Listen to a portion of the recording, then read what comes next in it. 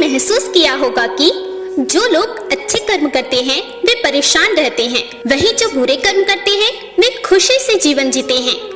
अच्छे कर्म करने वाले सदैव परेशान होते रहते हैं कि आखिर उन्हें इतनी परीक्षा क्यों देनी पड़ रही है, जबकि जो अधर्म की राह में हैं वे खुश हैं और उनकी जिंदगी का वे लुत्फ उठा रहे हैं।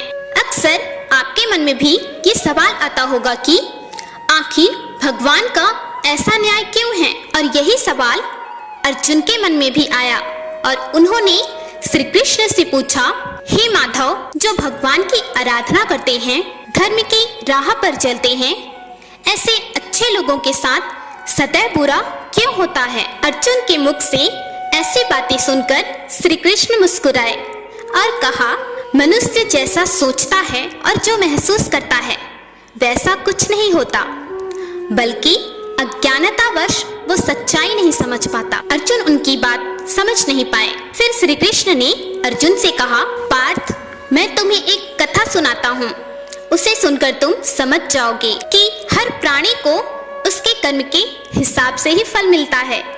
प्रकृति हर किसी को अपनी राह चुनने का मौका देती है।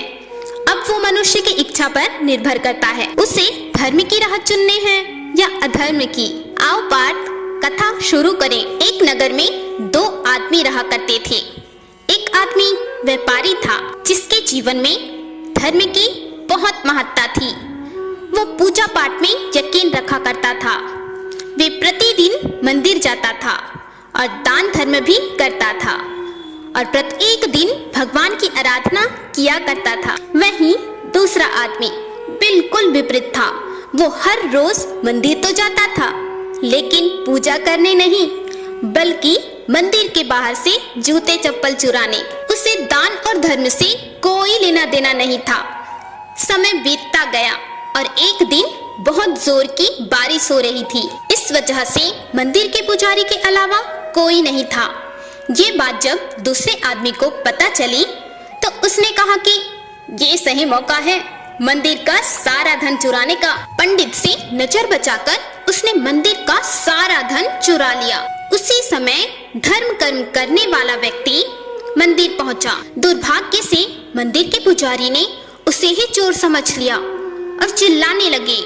वहां लोग एकत्र हो गए और उसे बहुत मारा। किसी तरह वो बचते बचाते वहां से निकला तो दुर्भाग्य ने उसका साथ वहां भी नहीं छोड़ा। मंदिर के बाहर वो एक गाड़ी से टकरा गया और बेचारा घायल हो गया। फिर वो व्यापारी लंगड़ाते हुए घर जाने लगा तो रास्ते में उसकी मुलाकात उस व्यक्ति से हुई जिसने मंदिर से धन चुराया था। उसने कहा, आज तो मेरी किस्मत ही चमक गई, एक साथ इतना धन मिल गया। ये सब देखकर उसे बहुत बुरा लगा और उसने अपने घर से भगवान की सारी तस्वीरें निकाल दी। कुछ सालों बाद दोनों यमराज की सभा में पहुँचे और भले व्यक्ति ने दूसरे व्यक्ति को देखा तो उसे बहुत गुस्सा आया। उसने क्रोधित होकर यमराज से पूछ ही लिया, मैं तो हमेशा अच्छे कर्म करता था, दान में विश्वास रखता था, उसके बदले जीवन भर मुझे अपमान और दर्द ही मिला और इस व्यक्ति को नोटों से भरी पोटली, आखिर ऐसा भेदभाव क्यों? इस पर यमराज ने कहा, पुत्र, तुम गलत समझ रहे हो।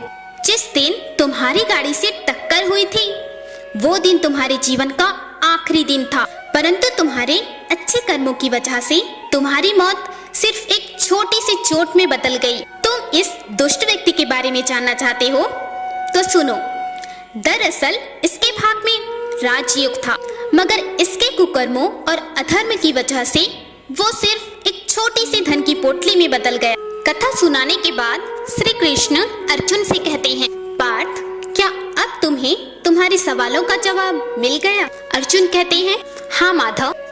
आगे श्री कृष्ण कहते हैं, ऐसा सोचना कि भगवान तुम्हारे कर्मों को अनदेखा कर रहे हैं ये बिल्कुल भी सत्य नहीं है। भगवान हमें कब, क्या, किस रूप में दे रहा है मनुष्य को समझ में नहीं आता, मगर आप अच्छे कर्म करते रहे तो भगवान की कृपा हमेशा बनी रहती है। इसलिए अपने अच्छे कर्म को बदलना नहीं चाहिए, क्योंकि उसका फल इसी जीवन में मिलता है। यह सुनते ही अर्जुन के उसके सवालों का जवाब मिल गया। मनुष्य को सदैव अच्छे कर्म करते रहना चाहिए, क्योंकि श्री कृष्ण ने गीता में भी बताया है कि किसी के द्वारा किया गया कर्म व्यर्थ नहीं जाता, चाहे वो अच्छा हो या बुरा। हर हर महादेव।